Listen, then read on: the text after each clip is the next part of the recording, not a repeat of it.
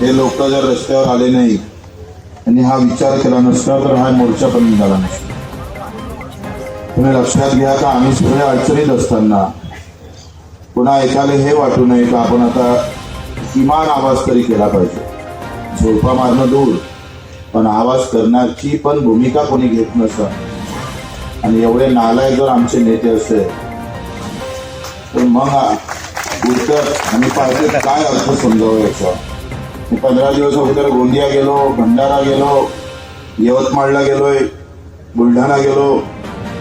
एका जिल्ह्यात एकही शेतकरी मी नेहमी विचारतोय का कुणी नफ्यात आहे का रे, कुणाला मागच्या वर्षी नफा झाला का, त्याच्या अगोदर नफा झालाय का.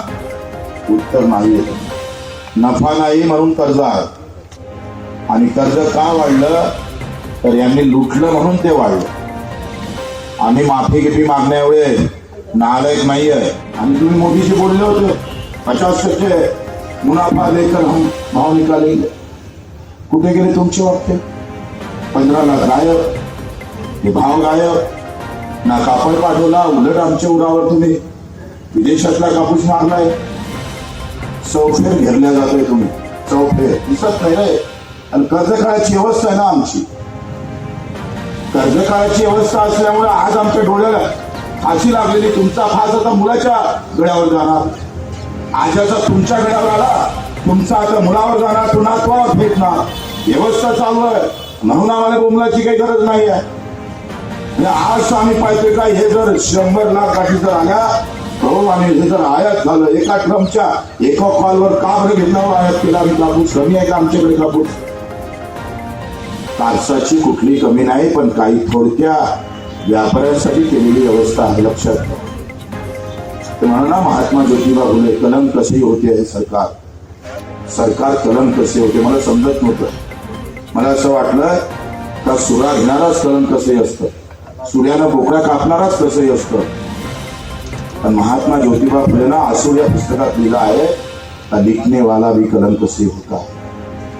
कापसाच्या आयात करायला किती लिहा लागलं हो? 2 शब्द लिहा लागलाय. युरिया कापूस आयात केला, 11% शुल्क कमी केले. किती लिहा लागलं? 2 मिनिटाचा निर्णय झाला. करोड कापूस उत्पादक देशातल्या शेतकऱ्याचा कत्तल करून टाकली. ह्या कलर कसायची अवलाद. तर महात्मा ज्योतिबा फुलेचं शेतकऱ्याचं आसूर पुस्तक वाचा, ते नीट वाचा. त्यावेळेस महात्मा फुलेंनी सांगितलं, पण आमच्या ते लक्षात येत नाही. आज सांगतोय, आज सोयाबीन निघायच्या अगोदर आमचे भाव जर 3400 आहे तर निघाल्यावर काय राहील?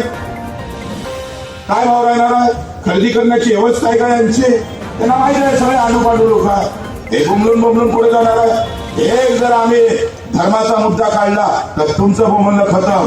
जातीचा मुद्दा काढला का तुमचं येणं खतम. कोई गरज नाही आपली. तुमच्या मेंदू आम्ही पाहतो त्यांच्या ताब्यात आहे. दिसाले शरीर फक्त शेतकऱ्याचं वाटतं, पण मेंदू आहे ना तो जाती पाती धर्मात आणि पार्टी घुटून ठेवलाय. गावागावातले पार्टीचे गुलाम आम्ही पाहतोय, आम्हाला रोज दिसतोय. ते म्हणते ना का आम्ही पाहतोय बाप मेला तरी बेहतर, पण नेता जिवंत करायला पाहिजे. ही मानसिकता खटखट करतोय आम्हाला नेत्याची फिकर जास्त आहे. दिल्ली मुंबईचा नेता मेला का गावात बोर्ड लावायला तयार आहोत. 6.5 लाख शेतकरी मेला, आमच्या शेतकऱ्यांना साधं श्रद्धांजलीचं बोर्ड लावलं नाही. थोडी लाज वाटत नाही आम्हाला? या सगळ्या गोष्टीचं चिंतन मंथन करा. आम्हाला काही नेता पिता व्हायचं नाही आहे. असतं तर गेलोच कधी एखाद्या पार्टीमध्ये, पण ही लढाई आता कोणी लढत नाही. टीव्हीवर याच्यासाठी लढणारा आम्हाला कोणी भेटत नाही. मी तर सांगतो, कोणी एखादा मोठा नेता जर तयार झाला तर बच्चू कडू त्याचा एक शेतकरी पुत्र म्हणून त्याच्या पाठीशी उभा राहील आहे.